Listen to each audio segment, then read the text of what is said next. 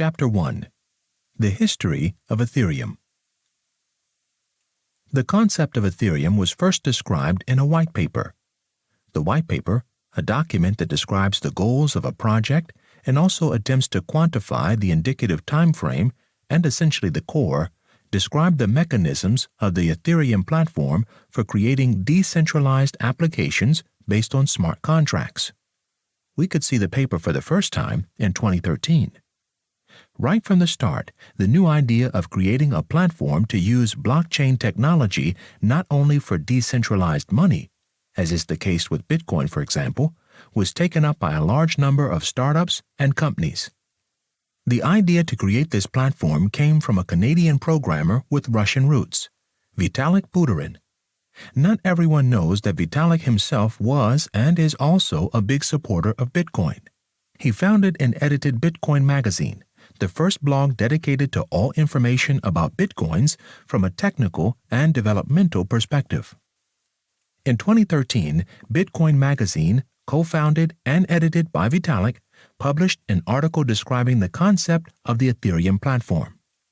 In the initial phase, the main idea was to create a platform for the development of a decentralized application, dApp, and integrate it with the Bitcoin network. However, this proposal was rejected by the Bitcoin community. The creation and development of a dedicated blockchain for the use of smart contracts later became the main goal of the project. According to Vitalik, the name Ethereum was taken from Wikipedia and means medium that permeates the universe and allows light to travel.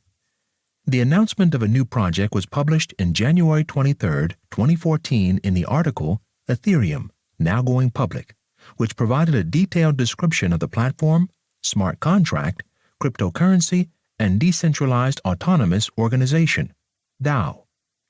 In June 2014, the Ethereum Foundation, a nonprofit foundation, was established to support the creation and development of this platform.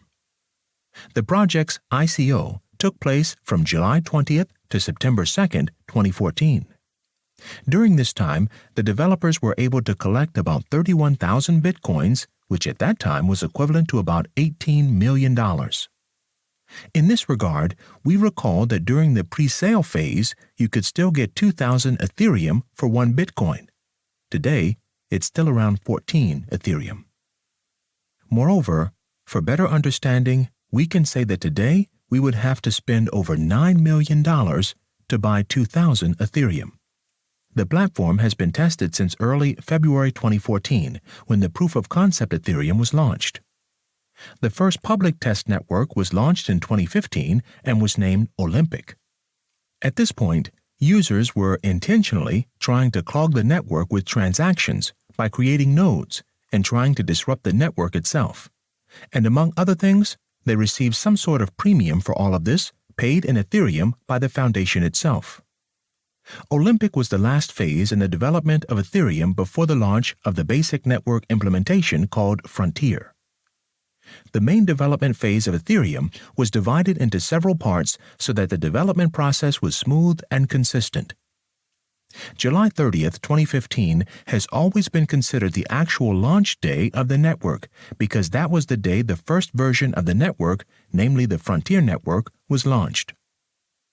An important feature of this version was that the developers did not guarantee the security and reliability of the platform. Frontier was aimed in particular at developers and experienced technology users, i.e., not newcomers. Actually, these experienced users should form an active ecosystem. With this version, users could initiate transactions, extract, create, and test smart contracts and dApps. Another important feature of this version was the so-called canary contracts, i.e., contracts that alternated between the values 1 and 0. Each order was controlled by members of the development team. In fact, the developers were able to override the actions of users on the network, so it was by no means possible to speak of a decentralized concept. But the next step to increase the popularity of the platform was the Ethereum-based ICO. The ICO concept was introduced in 2013 during a fundraiser for the Mastercoin project, which was later named OmniLayer, i.e., a digital currency and communication protocol based on Bitcoin's blockchain, providing a secure transaction solution for Bitcoin 2.0. Ethereum thus became a platform that would lay the groundwork for smart contracts with the ability to create cryptocurrency tokens. It enabled the creation of new tokens on its blockchain using the ERC-20 protocol. Ethereum's first ICO took place on August 17, 2015, and formed the basis for the decentralized prediction market project Augur, decentralized and open-source platform for market predictions built on Ethereum. During the ICO, REP tokens raised over $5 million. This event triggered the ICO boom on the Ethereum platform and a FOMO that led to the crypto world opening up to the average user, but also saw many scammers at work. In 2016, Homestead, the first stable version of the protocol, was released. In this version of the network, the canary contracts were disabled and changes were made to the EIP, Ethereum Improvement Proposal, which should in some way improve protection against spam attacks and network incompatibility of future changes to the protocol. The EIPs were proposed to improve the use of Ethereum outside the network. All subsequent updates to Homestead have been hard forks with the sole purpose of improving the platform. One of the possibilities of blockchain is also the creation of previously mentioned decentralized autonomous organizations, DAOs, i.e., a type of organization based on a smart contract that governs how an organization makes decisions. DAO tokens give voting rights and control to their holders. The Ethereum development team, along with a group from the startup Slock.it, has developed the DAO, a decentralized organization built on the Ethereum blockchain. For the first time, an organization has been created where members can monitor their invested funds in real time.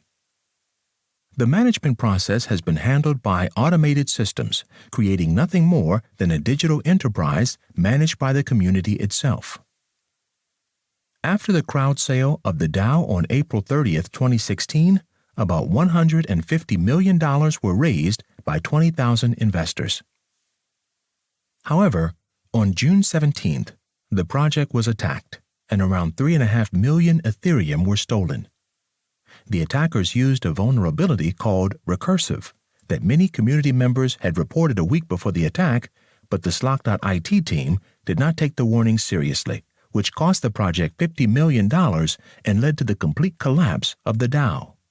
It also allowed the smart contract user to withdraw twice as much Ether as they had invested and transfer the money to Child DAO. This is due to a typo in the code. The stolen funds could not be withdrawn because there was a 27-day window of opportunity when the Child DAO was created. The developers took this time to find solutions to the problem, but the only thing the developers could do to recover the stolen funds was to opt for a hard fork. The larger pool miners voted on whether they were willing to implement the hard fork. Most miners agreed, and so it was decided to return the invested Ethereum to the users. All DAO tokens were frozen and sent to a new address so that participants could withdraw their invested funds. There was some disagreement in the community over the decision of most to do a hard fork. For this reason, it was decided to restore the system to its state before the creation of the DAO, thus invalidating the stolen Ethereum. This was a controversial decision, as part of the group that disagreed with the decision stated that this would violate the principle of decentralization, as the blockchain should and must be immutable and smart contracts must remain self-sufficient.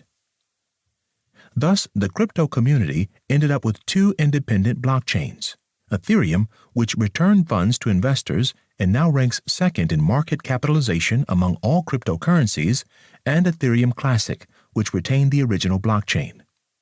However, we must point out that the Ethereum Classic community is working today to improve interoperability between the two blockchains and has its own troubled development history. After the hack of the DAO project, the price of Ethereum fell by almost half and hovered around $11. The essential at a glance. The concept of Ethereum was first described in 2013. Inventor of Ethereum is Vitalik Buterin. Ethereum Classic is a fork of Ethereum, which is no longer as significant as Ethereum. Chapter 2. What is Ethereum? As mentioned, Ethereum is the second largest force in the cryptocurrency sector in terms of market capitalization after Bitcoin. In the golden year of virtual currencies, Ethereum was often associated with the notion of the new Bitcoin. In reality, these are two different projects. Ethereum is a decentralized virtual computer whose goal is to develop and manage smart contracts. Virtual because it is a computer on the network made up of all the other computers on the Ethereum network. Decentralized because no one can attack, censor, or control it. From what has been said, we can immediately understand that Ethereum is much more than a cryptocurrency as understood by those who are new to this field. And besides, the virtual currency is technically called Ether, abbreviation ETH, symbol 3 horizontal lines. In defining Ethereum, it is necessary to mention both smart contracts and Ether, two concepts that deserve a separate discussion. To further clarify the differences, it is also important to point out what the real difference is between Ethereum and Bitcoin. Ether is Ethereum's cryptocurrency, which is purchased by network participants to pay for the use of computing power, without which smart contracts could not exist. In simpler terms, we can define Ether as the gasoline that powers a machine called Ethereum. So if we equate the word cryptocurrency with Ethereum, we would be making a mistake. The digital currency is Ether, which can also be seen as a kind of incentive for user developers to create higher quality applications. In fact, for Ethereum, Ether is the counterpart of Bitcoin and the network's internal payment system. Let's take a look at Ethereum's year-over-year performance together, with market capitalization in US dollars in the historical report. January 1st, 2016, 72 million. January 1st, 2017, 715 million. January 1st, 2018, 74.7 billion. January 1st, 2019, 14.6 billion. January 1st, 2020, 13.9 billion. January 1st, 2021, 88.4 billion. The last all-time high Ethereum reached was on November 10th, 2021 at $4,859.50. In the fourth quarter of 2021, the market capitalization of Ethereum was partially around $540 billion US. The capitalization of the cryptocurrency Ether has grown disproportionately in 2021. Ethereum is thus the starting point for a new era on the Internet. It integrates currency and payments. Users can manage their own data, and the applications do not spy or steal data. Everyone has access to an open financial system. It is based on a neutral and open infrastructure and is not controlled by companies or individuals. From this it can be deduced that Ethereum is safe because no one can control it or manipulate it for their own benefit. That it is reliable because there's no single guarantor, but the network is formed by many users who confirm the operations performed. That it is transparent because all operations are public and can be reviewed by anyone, and that it is everywhere because it is everywhere there is an internet network. In other words, we could think of Ethereum as a computer that works on many devices around the world simultaneously and therefore cannot have a single owner. While it allows us to transfer digital money, it also allows us to implement code and interact with applications created by other users.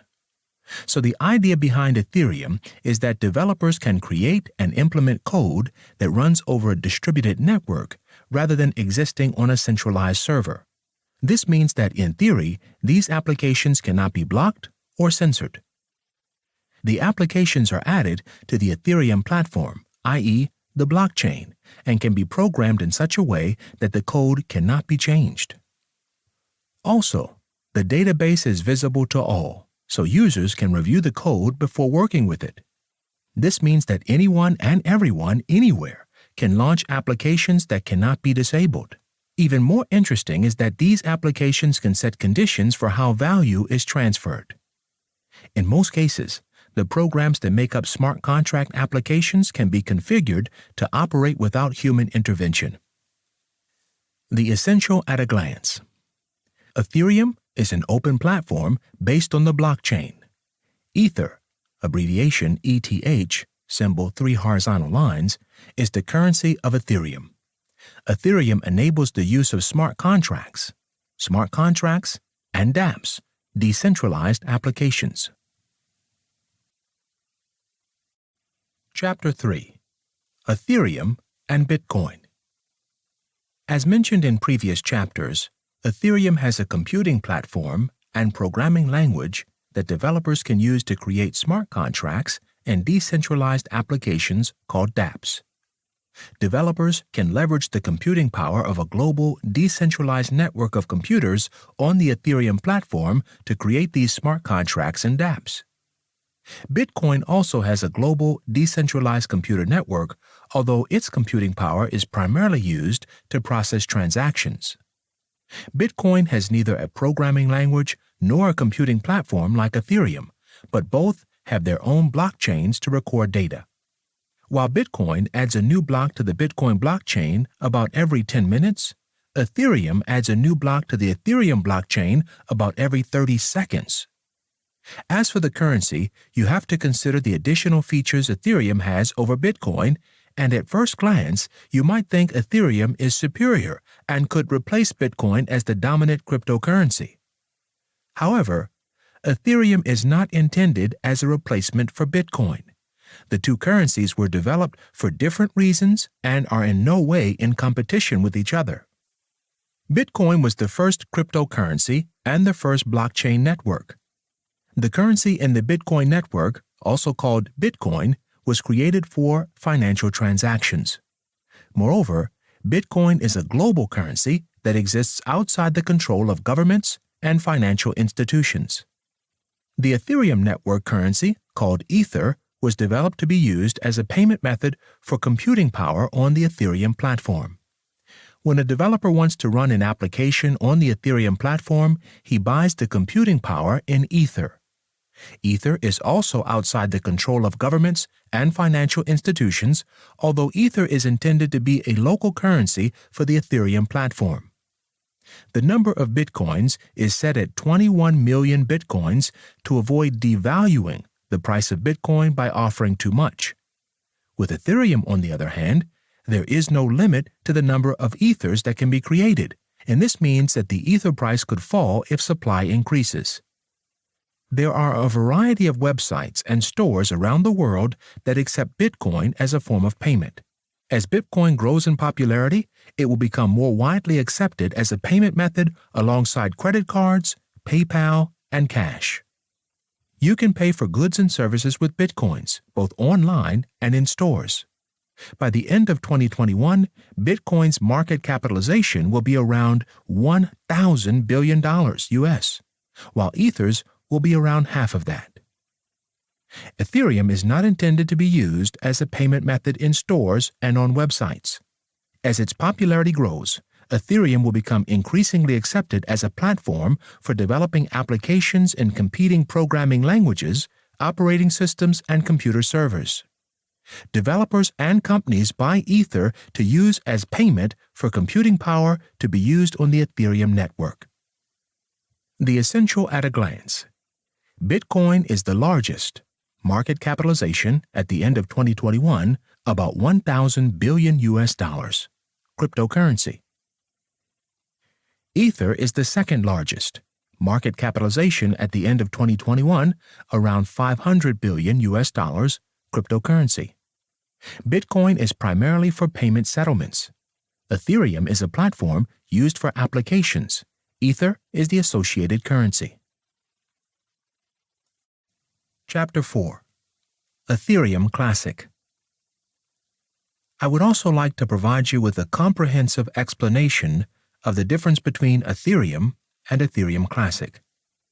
Compared to Bitcoin and Ethereum, which were created for different purposes, the same cannot be said of Ethereum and Ethereum Classic, as they are based on the same code and are similar to each other. However, there are important differences. We have already talked about the disagreements in the Ethereum community that led to the creation of the two Ethereum blockchains. Originally, there was only one platform and one Ethereum currency, but due to a bug in the code of a smart contract known as the DAO, the community split into two separate blockchains and currencies. The DAO was one of the largest projects ever crowdfunded and had more than $150 million in Ether, about 15% of total Ether reserves. The bug in the smart contract code was not a vulnerability or an issue with Ethereum, because, as we said, there were no issues with the Ethereum platform. The smart contract had a flaw that was exploited and resulted in the theft of $50 million in Ether. This flaw essentially consisted of a contract with a poorly written clause that allowed one party to exploit the contract. If this were the case with a contract, one would turn to a court and to lawyers who would discuss the real reason for the clause, but with a smart contract, there is nothing of the sort. The code of the contract is the law. The code was correct, but poorly worded. The hackers managed to steal $50 million in Ether through the poorly written contract. They didn't hack the system, they just found a piece of code that allows the transfer of funds between them under the smart contract. The Ethereum community voted to cancel the contract as this was not the intention of the code. Part of the community argued that it was not a hack and that the smart contract was therefore valid. By canceling the deals, the community would act as judge and tribunal, deciding which contracts and deals are valid. By canceling the transactions, it would act as a third-party intermediary and decide to modify the contracts concluded on the platform. This went against the original intentions of the Ethereum platform, which was to be decentralized and free from the rules of any government, company, or third party. If the terms of a smart contract are valid, it should not be canceled. The code of the smart contract should be the law. Due to the amount of money stolen, the community voted to cancel the transactions and the money was returned. This means that one of the parties to a contract acted as the judge of the validity of the contract. Many people who voted had lost money, so their vote was not based on what they thought was right, but on getting their money back. To reverse the transactions, the blockchain was reset to the state before the money was stolen. Most users, including the original creators of Ethereum, had agreed to this. However, part of the community saw this decision as a kind of violation of the ideology and design of the Ethereum network, and therefore continued to use the Ethereum platform and blockchain without reversing the transaction. This resulted in two Ethereum blockchains and two currencies in use, which was confusing. The original blockchain was named Ethereum Classic, and the currency Ether Classic. Ethereum Classic was built on the principles of immutability, neutrality, decentralization, and the idea that the code is the law. The community believes that the platform should be developed further without interfering with contracts or transactions on the network and without affecting the use of the platform. Ethereum Classic has all the features of Ethereum, but has a much smaller community and less processing power to support it. Today, Ethereum Classic is a similar version of Ethereum, but much less supported. The current price of Ether Classic is about 1/10 of Ether.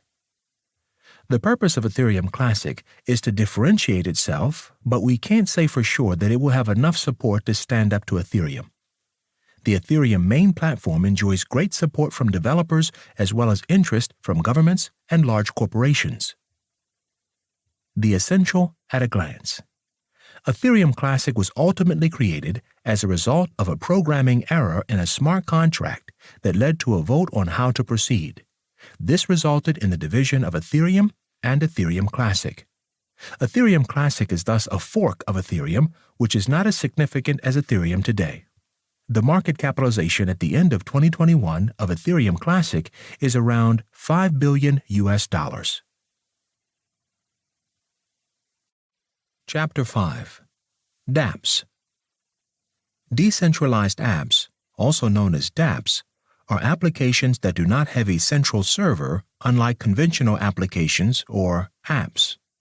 They run over a distributed computer network and do not require a central server or a company to control them in order to function. dApp users connect directly with each other, and although a company or developer can create a dApp, once it is released, it is controlled by the majority of users. The creator of the dApp cannot censor or centrally control the app. To better understand how dApps work, we first need to make a distinction between standard apps and dApps, and then between dApps and standard centralized apps. Centralized applications are installed and run on a central server. When we access a website, we do so from the same server that everyone else uses.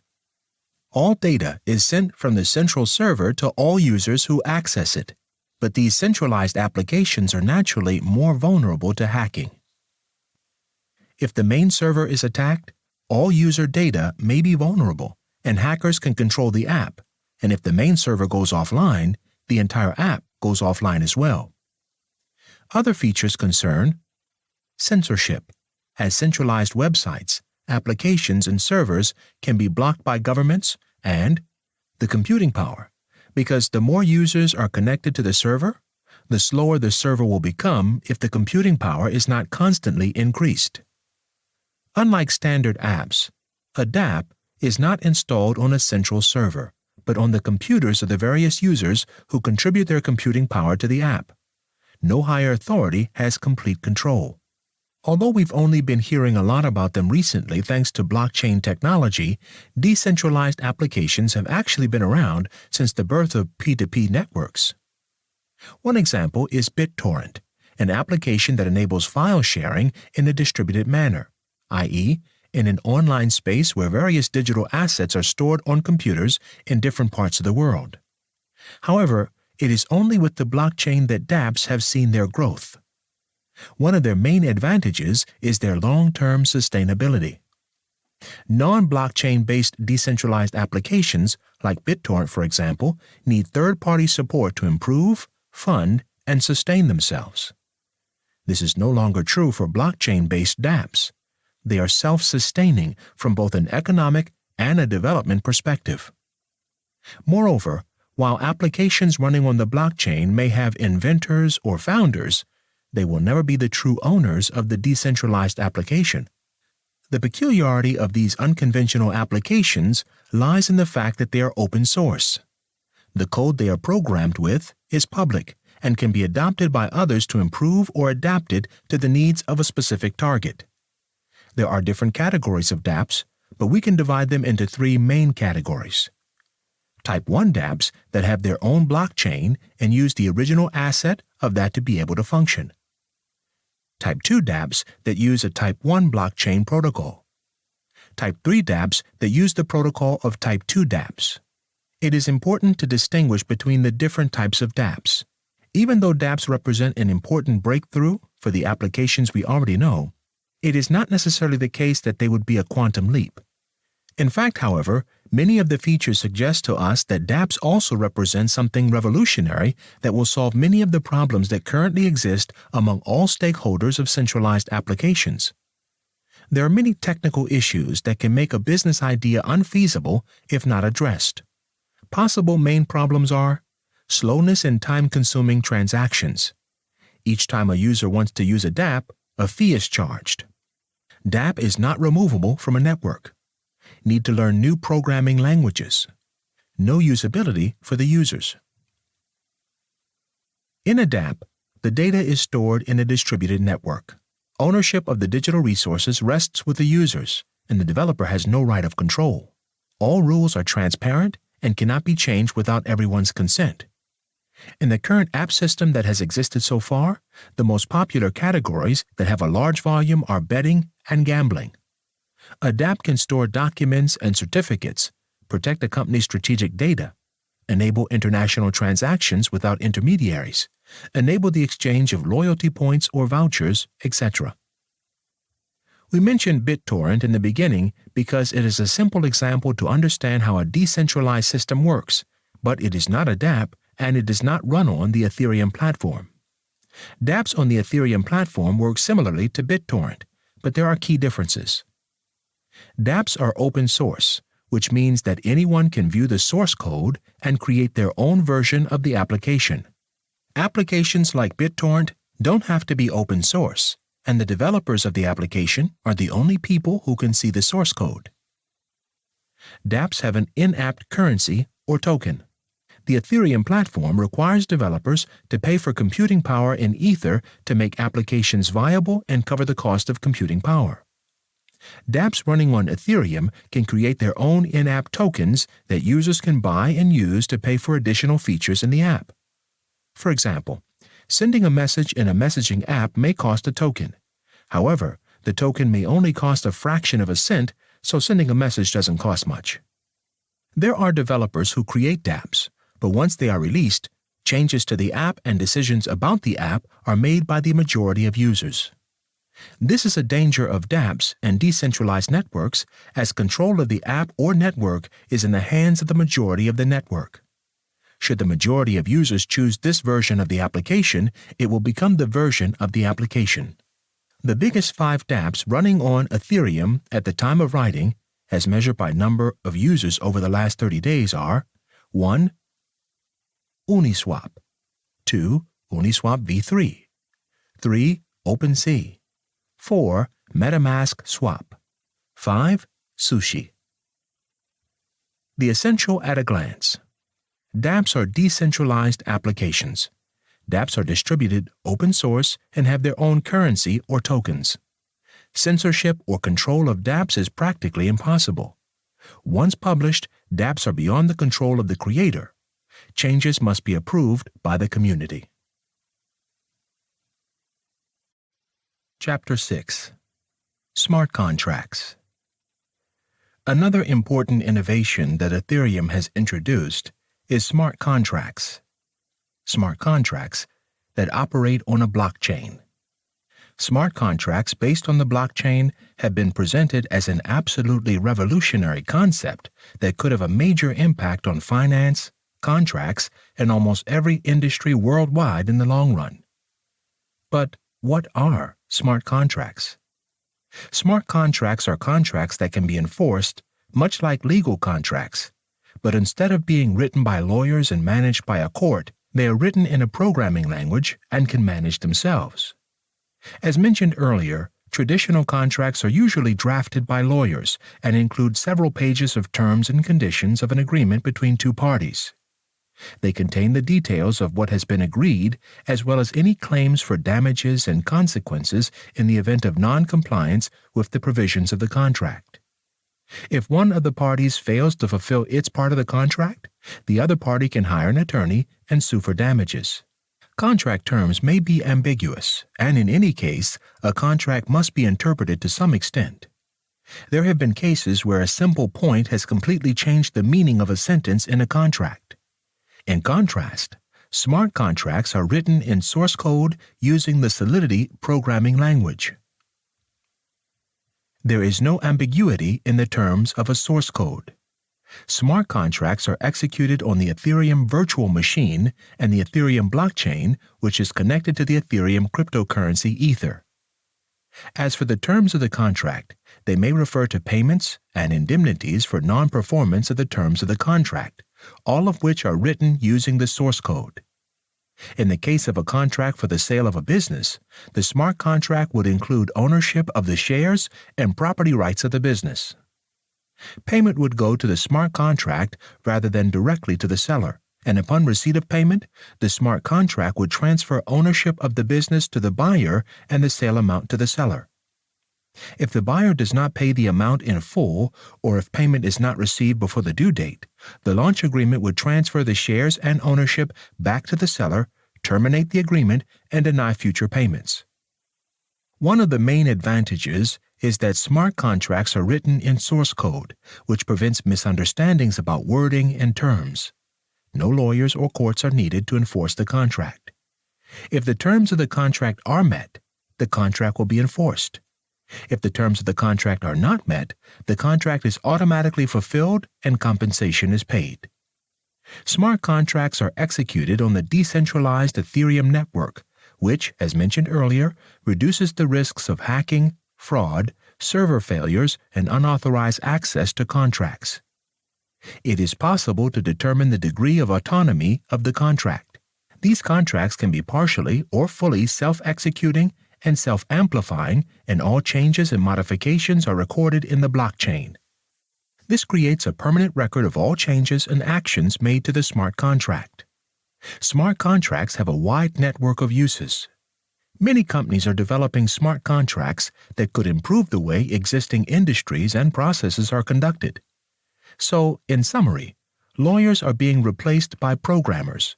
Anyone can create a smart contract, but few people have the skills to write one.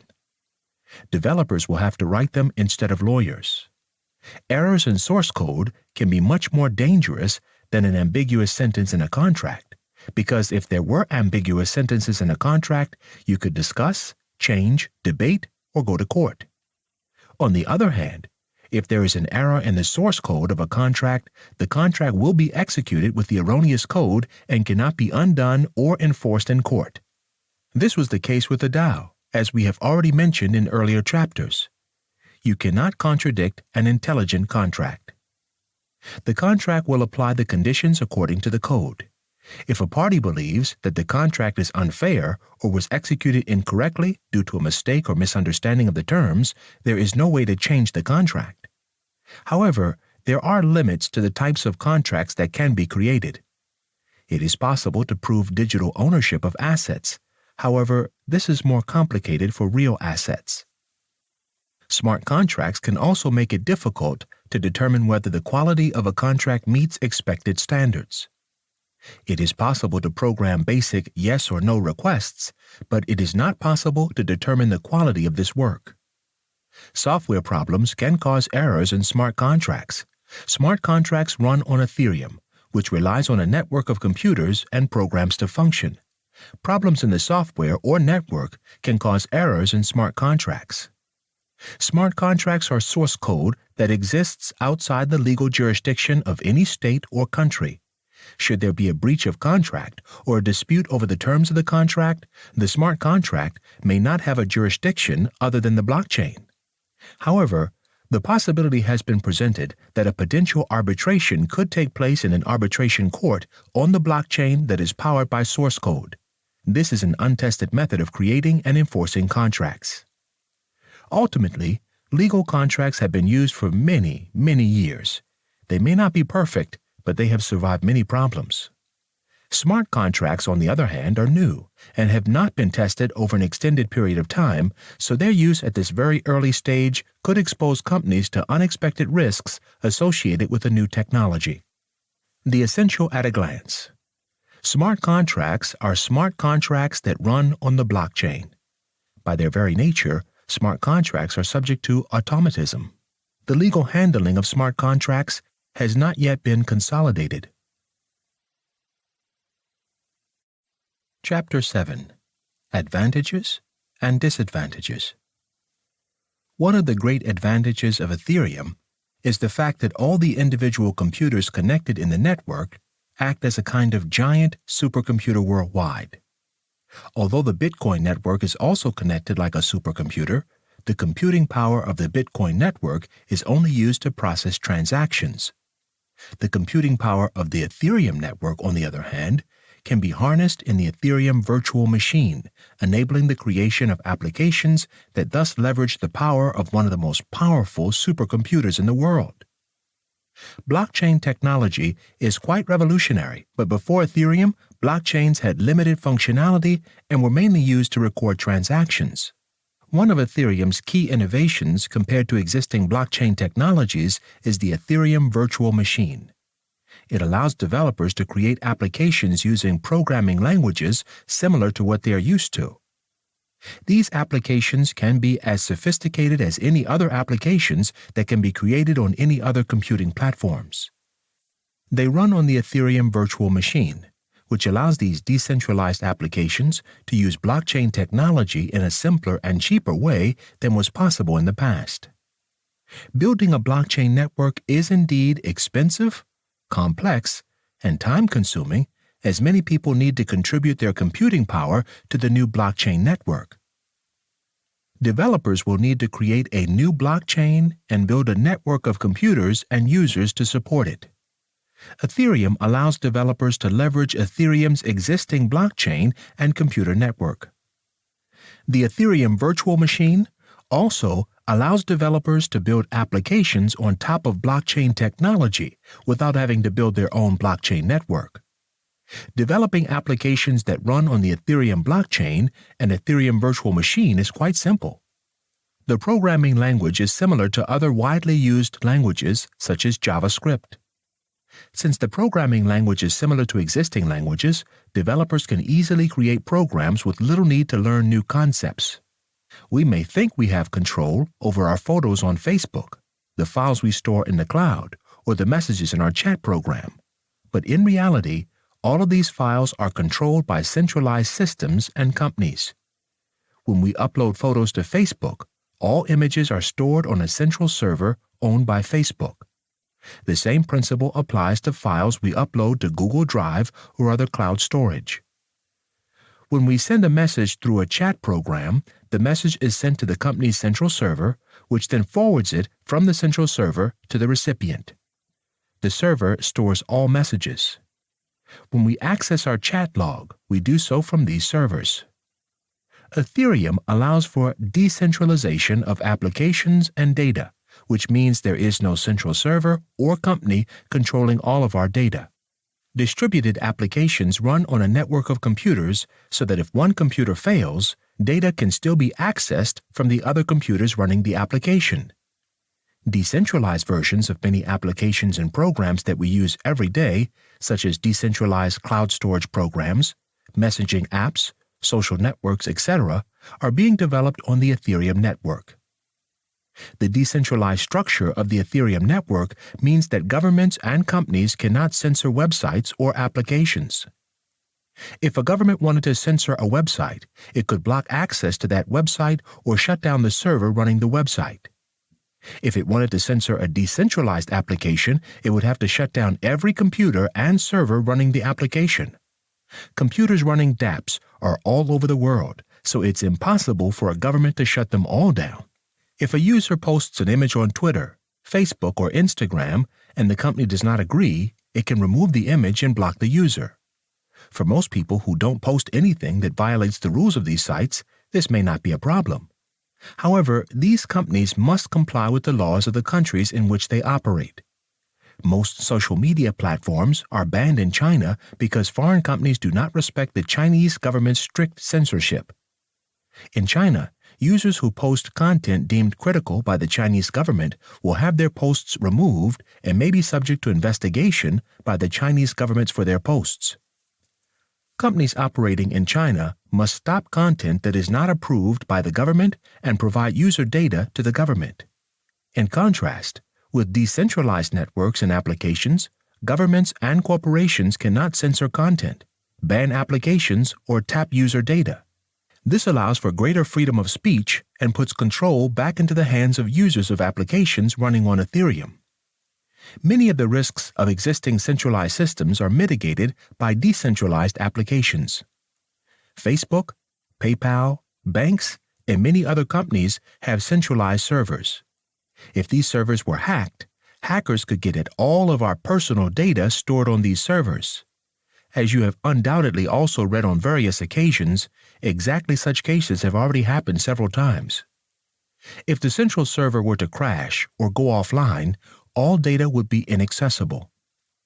Decentralized servers are not as vulnerable to hacker attacks or failures. To hack a decentralized system, the hacker would need to control most of the network's computing power. Because the Ethereum network consists of so many computers around the world, it would be impossible for one person to control the entire network. This allows for the high tamper resistance of smart contracts, which are, after all, written in source code and executed automatically when the contract conditions are met. Although Bitcoin allows payments to be made on a blockchain, payments are made manually, meaning a decision must be made to send money to another person. Ethereum, on the other hand, enables automatic payments that can be triggered when an event, threshold, or condition occurs. For example, if you take a cab, the condition could be that you automatically pay the driver at the end of the ride. Ethereum has created a platform to run decentralized applications, dApps, with smart contracts to replace traditional processes. Although initial coin offerings existed before Ethereum, they were associated with the popularity of the new cryptocurrency. Ethereum, on the other hand, allows companies to create their own applications and sell their own tokens or coins, which can then be used in the respective application. These applications run on the Ethereum platform, and as an application becomes popular, the tokens used in the application should increase in value. Companies can raise funds for their projects without needing loans or financing. The original backers of the app can also make a profit if the app becomes popular. However, it also has many disadvantages and thus risks. By design, Ether is not meant for real transactions. Ether, the cryptocurrency used for payments on the Ethereum network, is used to pay for the computing power required to execute dApps and smart contracts.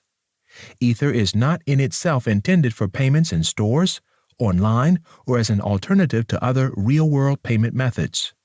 Instead, Bitcoin and many other cryptocurrencies are more practical means of payment that are often accepted in stores and websites around the world. The use of Ether will depend on the popularity of the Ethereum platform and the number of people running dApps and smart contracts. The value of Ether may not increase, and even if the Ethereum platform becomes more popular, this would not guarantee an increase in the Ether price.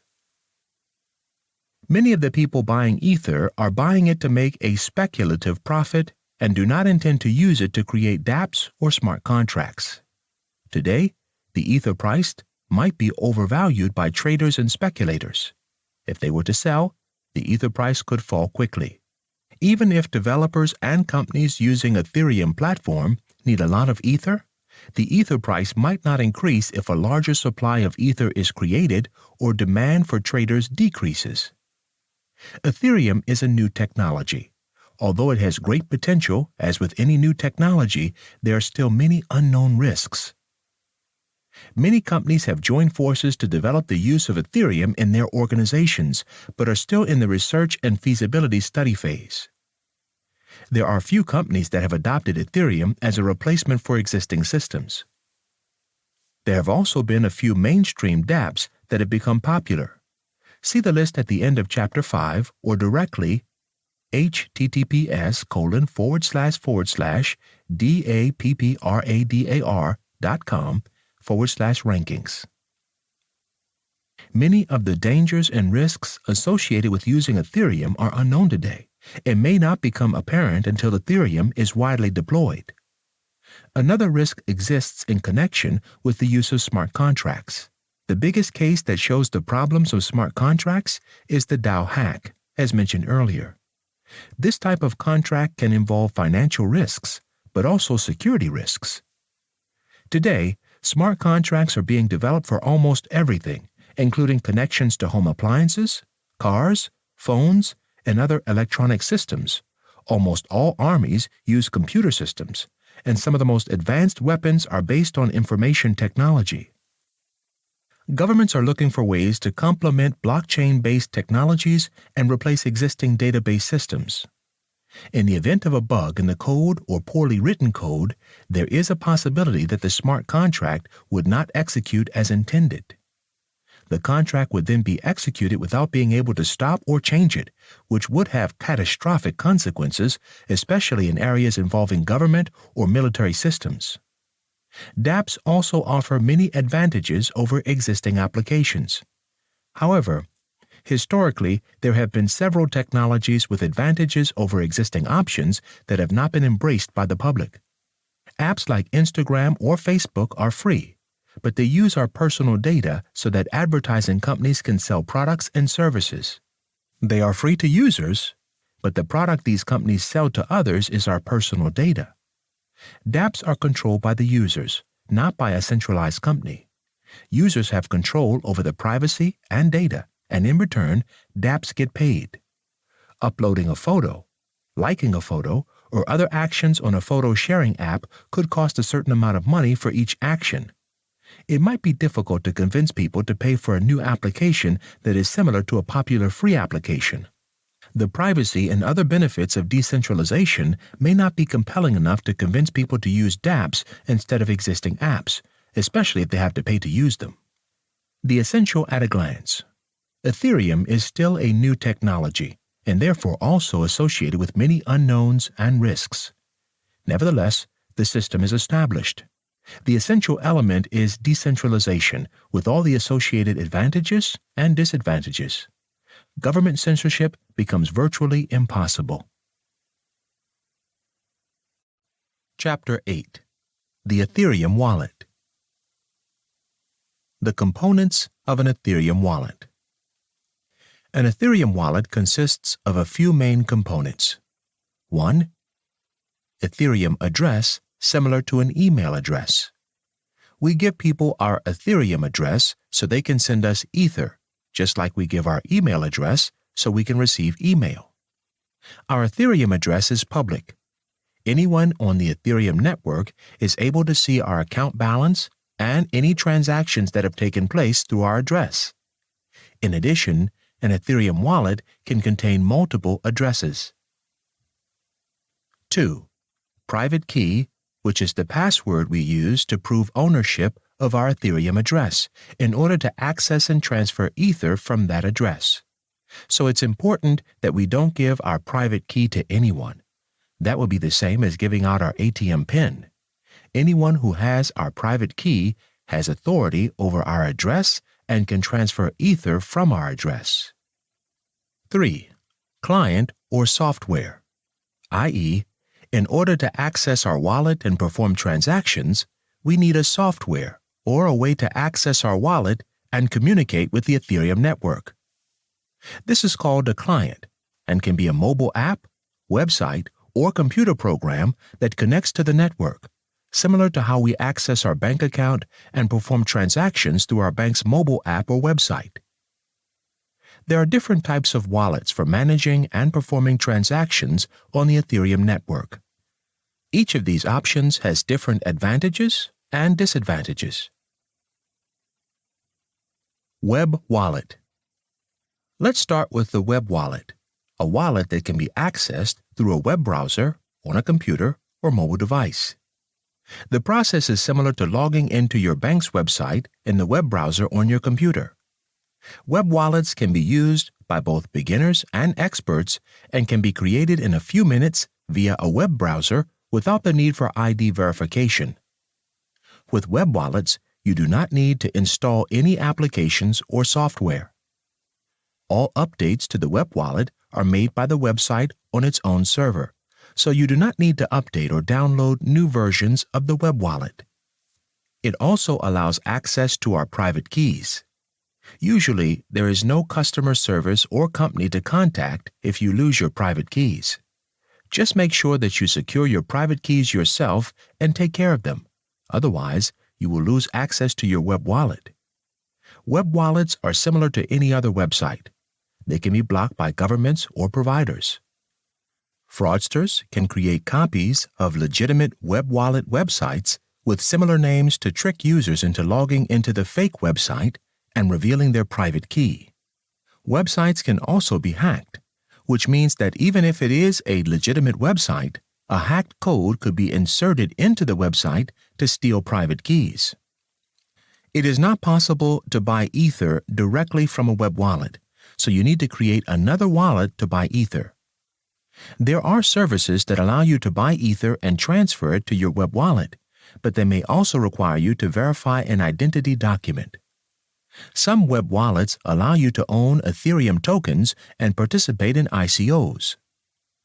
Then there are marketplaces, which are similar to stock exchanges or currency markets. They allow traders to buy and sell cryptocurrencies among themselves to profit from price changes. Within a market, you can have multiple cryptocurrencies in the same account and trade them with each other. They are regulated like financial institutions. They may also have other features, such as customer service and security controls, similar to those of traditional online banking sites. Within a marketplace, private keys are not controlled. although this could pose a risk of private key loss as well as marketplace hacking or bankruptcy. Today, this risk is lower because the markets are more regulated. On the markets, you can buy cryptocurrencies using traditional payment methods, but they have long verification procedures. It is possible to take advantage of the markets and avoid the long verification processes by uploading the cryptocurrencies we already own into our accounts. Nevertheless, one can speak of a hybrid web wallet or marketplace, which thus combines the features of an Ethereum web wallet with those of a marketplace. It provides the ability to send and receive Ether like a web wallet and buy or sell Ether at market prices. Hybrid web wallets or marketplaces allow you to buy Ether using traditional payment methods such as bank accounts and credit cards. They are usually processed similarly to other financial institutions and require you to prove your identity before you can make purchases. Since a hybrid web wallet is a combination of a web wallet and a marketplace, it does not have the full functionality of either. The functions of a hybrid web wallet are not as comprehensive as those of other web wallets, and the functions of the marketplace are not as rich as those of other marketplaces. With a hybrid web wallet or marketplace, you cannot hold Ethereum tokens or participate in ICOs. Also, you have no control over your private keys, so it is important to use a regulated and trusted company. For Ethereum newbies, it is also the best option because it offers a user-friendly interface that doesn't require an understanding of the more complicated features of wallets or stock markets. It also provides an easy way to buy Ether quickly using existing payment methods. So, if you really want to buy Ether only to sell it later for a profit without using any other features, this is the easiest method.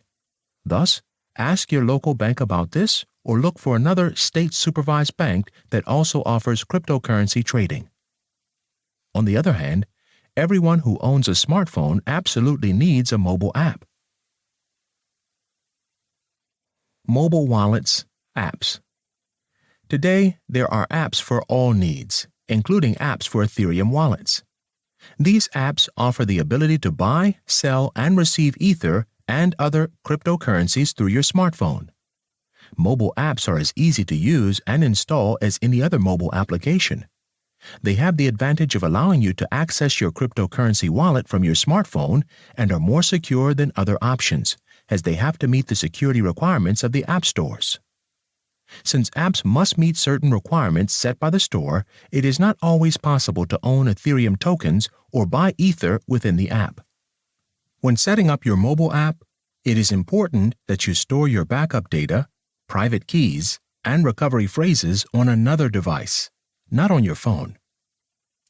It is a common mistake to store all backup and recovery data on the same device as the wallet. If the device is lost, stolen, or broken, both the wallet and the recovery data will be lost. Although mobile and web applications are becoming more popular than computer software, most people still use multiple programs per day. Software wallets. Software wallets allow you to install and manage an Ethereum wallet from your computer. They are just a bit more difficult to install and configure, but if you have installed a computer program before, you should have no problems installing them. Programs downloaded from the internet can pose more security risks than a mobile app, so be careful and check the website from which you download the program. Software portfolios have an interface that is displayed on the computer screen and are therefore larger and more user-friendly than a smartphone. Sometimes they also allow you to have multiple cryptocurrencies and tokens in the same wallet. It is important to password protect both our computer and our software wallet, and it is also important to store our private keys and recovery phrases on another device or cloud storage service so that they're not on our computer. A major risk with software wallets is that they do not store passwords and recovery phrases correctly on another device. If our computer is stolen, broken, or infected with a virus, and our only recovery phrases are on the same computer as our wallet, we lose access to the wallet. Chrome extensions are applications that run inside the Chrome web browser. They can do almost anything a website or software can do and are accessible from the browser's menu bar. There are Ethereum wallets that are Chrome extensions that allow you to send and receive Ether through your web browser. One advantage of Chrome extensions is that they can improve the functionality of the websites we visit, for example, by automatically detecting Ether addresses on pages or linking to web applications.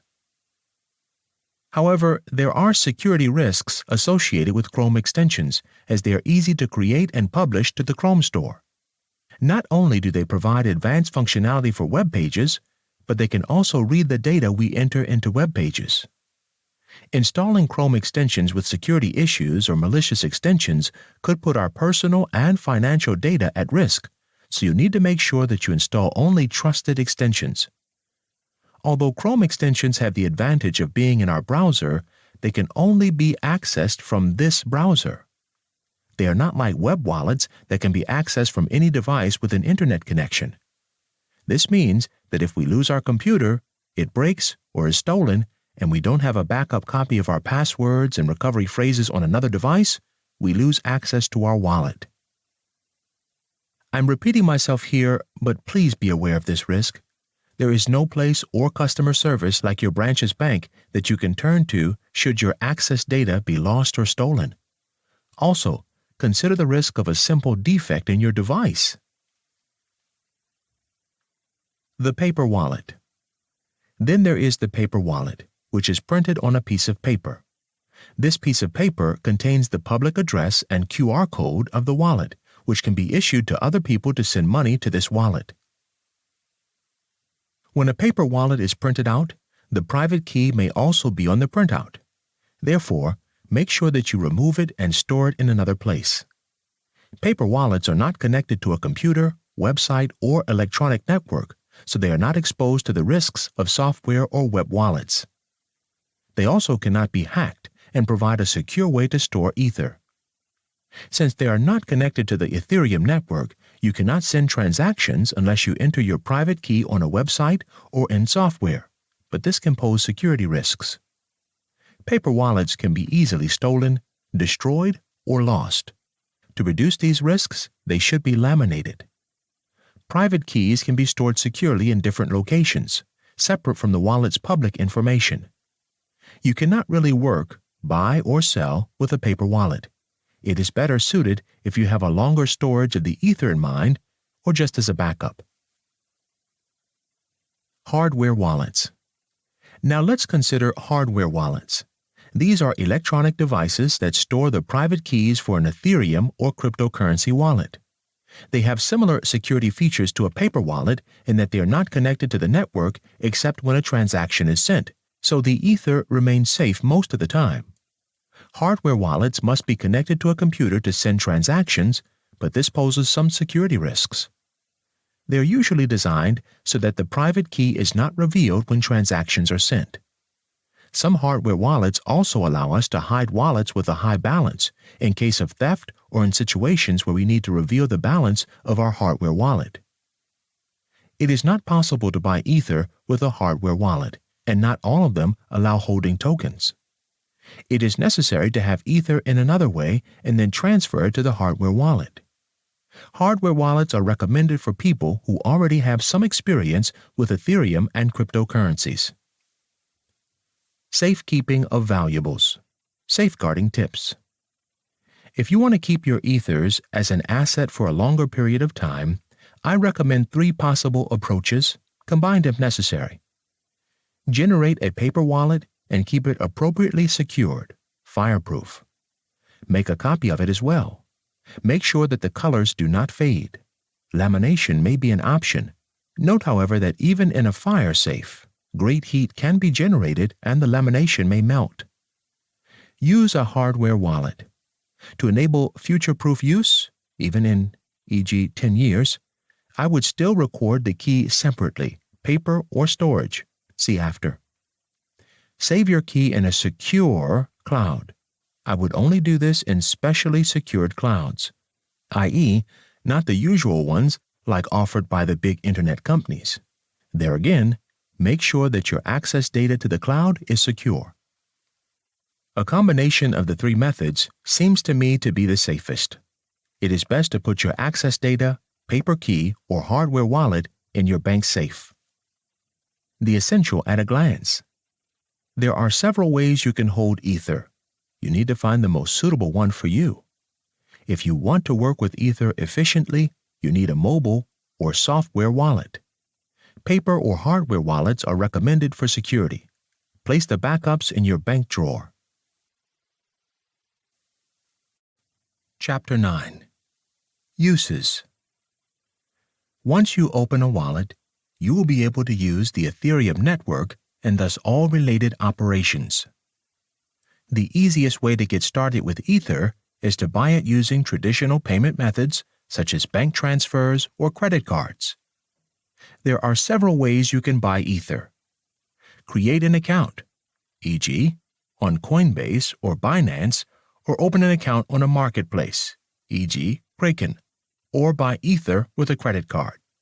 In order to receive Ether in our wallet, we need to give the person or service that will send us Ether our address. It's a bit like giving someone your IBAN so they can wire us. There are two ways to specify this address, either by specifying the public key, which is a unique sequence of letters and numbers, or by specifying the QR code. Another operation is sending Ether, which is similar to receiving Ether.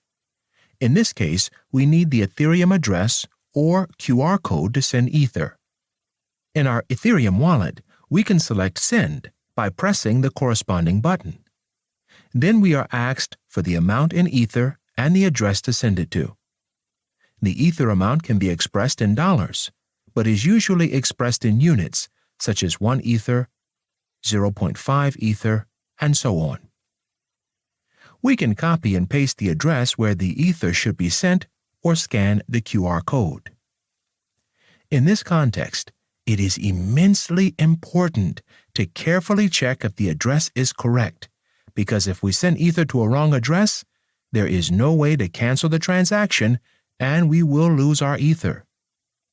Once we have verified that the amount and address are correct, we can send the Ether to the recipient. Once we have bought or received Ether, we may want to exchange it for other cryptocurrencies. So, we could do with trading Ether through a market the same way we could trade stocks or currencies.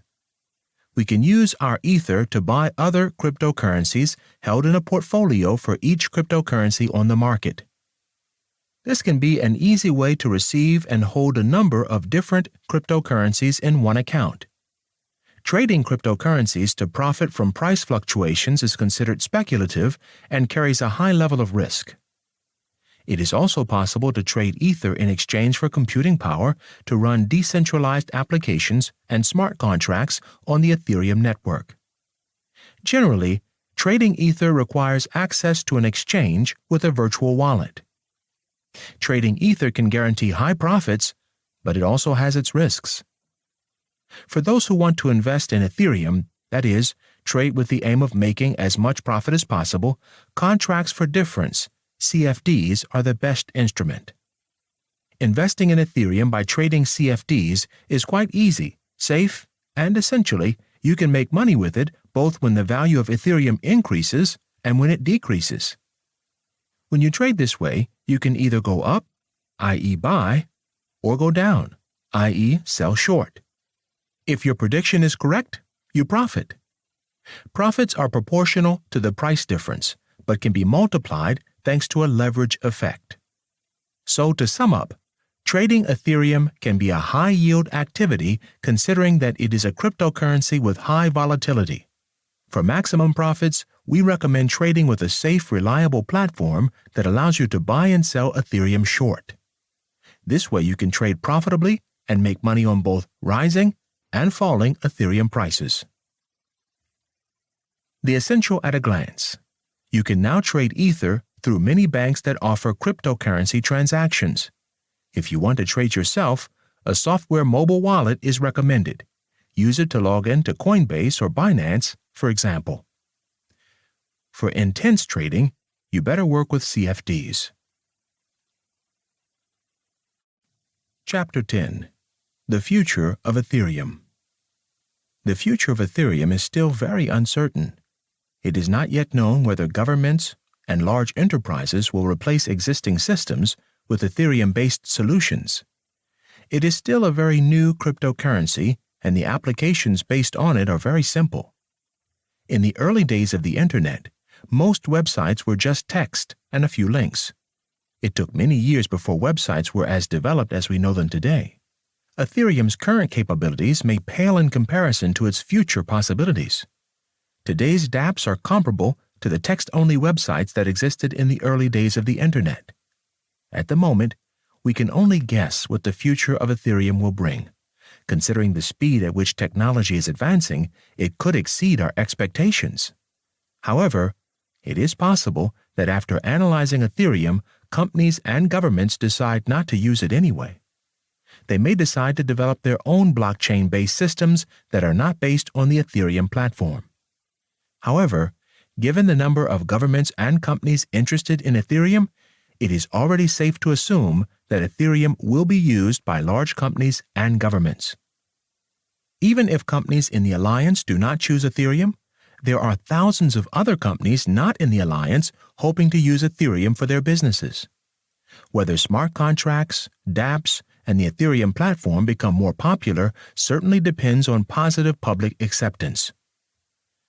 Most people are not interested in terms like decentralization or censorship proof, but much more in terms like security. For most people, there is no need to use dApps and smart contracts, and the benefits may not be attractive compared to existing options. For many people, the elimination of third-party intermediaries is not beneficial because they cannot contact customer service or visit a physical location. If companies can create dApps that are attractive to a mass market, then people will use Ethereum to be able to use those dApps. If there are no dApps that users want to use, or no compelling reasons to use them, then they are unlikely to become popular or replace current options. Ethereum continues to be a major revolution in the cryptocurrency space. At the time of writing, there are also uncertainties about how large states will deal with cryptocurrencies in general. Regulatory questions about financial intermediaries trading cryptocurrencies are looming. Certain states are reacting restrictively: China, Algeria, Morocco, and others, while other states are using cryptocurrencies officially: Switzerland, El Salvador, USA, and others. For a current overview, see https://en.wikipedia.org wiki/legality of Bitcoin by country or territory. The essential at a glance. Ethereum's future is still uncertain.